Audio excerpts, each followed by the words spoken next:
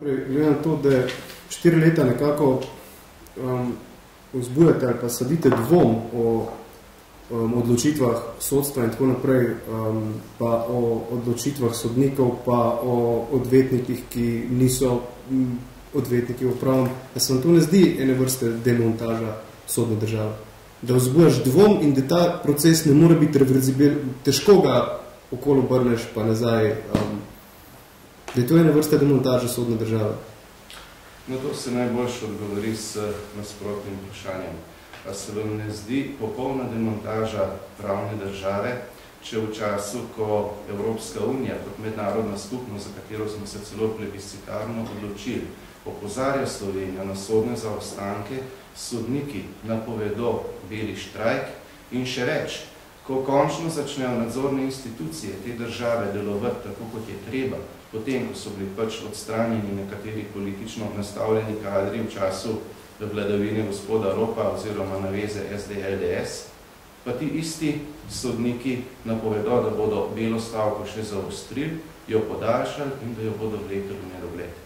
Tisti, torej, ki bi morali prvi biti poklicani, da branijo red, pravni red in pravno državo, torej napovedujejo, da bojo svojim nedelom še poglabljali težave, na katere nas opozarja celo že mednarodna skupnost. V tem se skriva ves odgovor na vaše vprašanje. No, pa če vam lahko še z odgovorom odgovorim, a se vam tudi ne zdi to, da sodniki tudi ne poskušate vzpostaviti dialoga, oziroma da se na eni strani govorite, da vas Evropska unija, da nas opozarja o zaostankih in tako naprej, na drugi strani pa vi zaostrujete to igro do, bom rekel, skoraj same skrajnosti? Jaz ne vem, kaj je za vas igra in kaj je zaostritev. Toda, pogledajte, kadar govorimo o konkretnih odločitvah, bi spomnil samo na eno.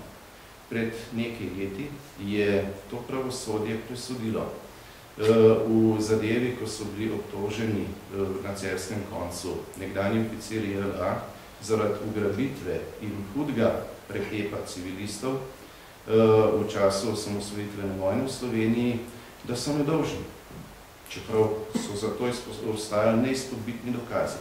Nedolžni, ampak s kakšno obrazložitvijo, da JLA do oktobra leta 1991, citiram, ni bila v Sloveniji sovražna vojska. V takem primeru, veste, in ob takih obrazložitvah, potem se človek lahko vpraša marsikaj. Če pa, tako kot sem že prej povedal, pride do tega, da v trenutku, ko se vendarle začne vzpostavljati pravna država na temelju evropskih vrednot, na temelju tega, da so vsi enaki, da očitno nihče več ni nedotakljiv. V tistem trenutku pa sodniki rečejo, da bodo zaostrili belo stavko. V tistem trenutku preiskovalni sodnik celo odreče, da bi dovolil preiskati nekomu avto ali pa doma stanovanje, spomnil bi pa, da v preteklosti, ko je šlo za mnogo manj pomembne stvari, pri tem ni bilo najmanjših problemov, so bile pa seveda katere druge vlade, potem se seveda lahko samo vprašamo, kje smo. Očitno bo treba tukaj storiti še veliko, očitno gre tukaj, in to po mojem trdnem prepričanju je, za temeljno vprašanje demokratičnih vrednot.